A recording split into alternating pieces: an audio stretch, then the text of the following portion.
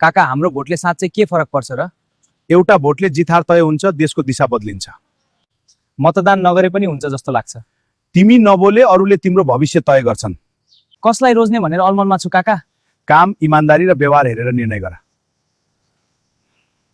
कसैले पैसा दियो भने आजको पैसा 5 वर्षको पछुतो हुन सक्छ। आचार संहितामा किन यति जोड दिनुहुन्छ? नियम बिना चुनाव निष्पक्ष हुँदैन। मतपत्र बिग्रिए के हुन्छ काका?